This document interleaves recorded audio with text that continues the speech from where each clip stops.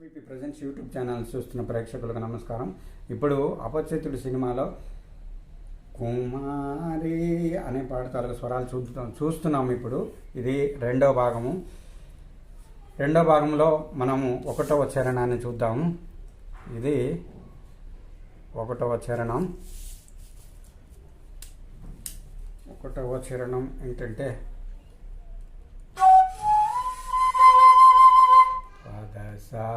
సా కుమారి పాద కుమారి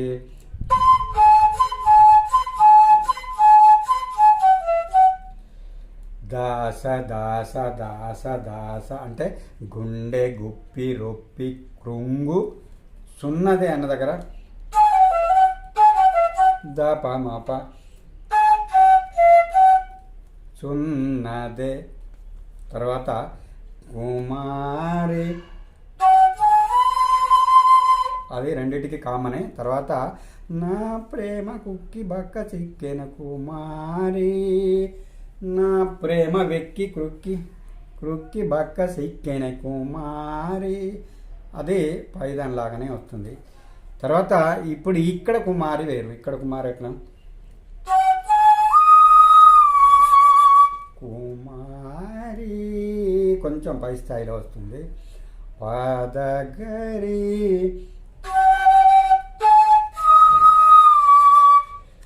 గాఫు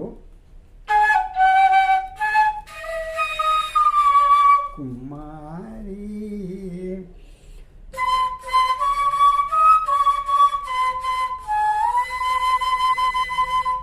అంటే నా మాటల కడలి మండి ఎండేనే, నా అంటే సా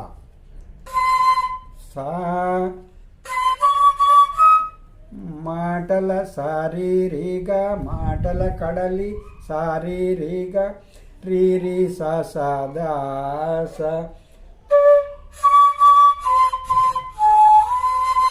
రీరి సదా దాస అలా అవుతుంది. రీరి స దాస దాస దాస దాస 2 సార్లు మండి ఎండే నే అనే దాస వస్తుంది.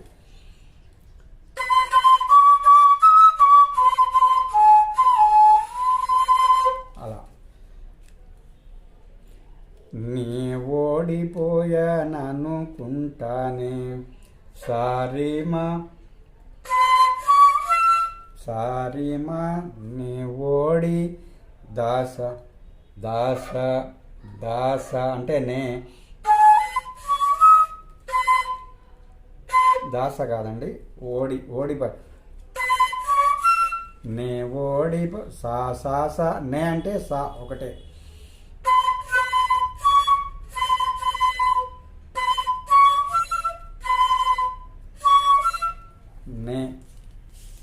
నే అంటే సా ఒకటేనండి.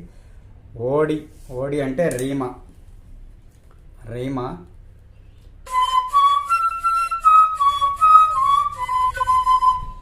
సరీమా మా గారి గారి సాస నే ఓడి మాగా పోయా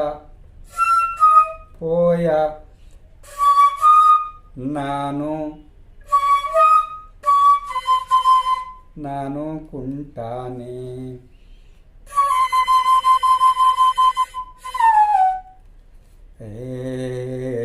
కిందికి దిగుతారు కదా రిషదప అలా వస్తుంది. నా ప్రేమను కాస్త వాయిదా వేస్తేనే పై ఇది కూడా అవే స్వరాలు అవుతుంది.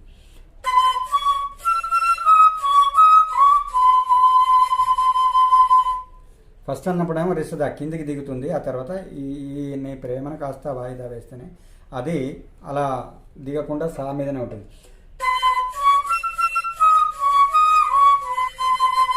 సాలోనే ఉంటుంది. తర్వాత సరి స రఘుమారి అది నాకు కూడా సరిగా తెలియదు. ఒకవేళ తెలిస్తే కామెంట్ రూపంలో తెలియచేయండి. తర్వాత సుకుమారి ఈ రెండింటికి కూడా సస ధరి సా అనే స్వరాలే వస్తాయి.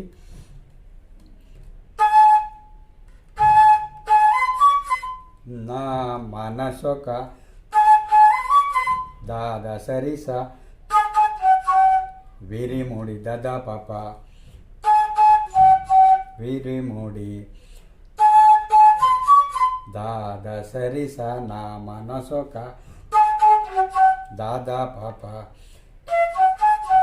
విరులలో మా పదప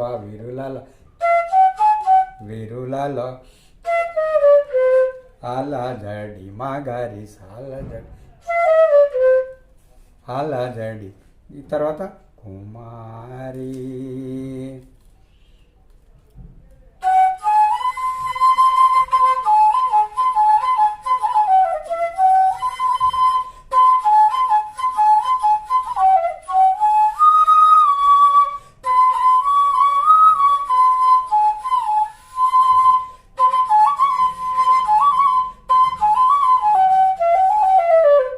ఇది ఇంతవరకు మనం చెప్పుకున్న పాఠం ఇది.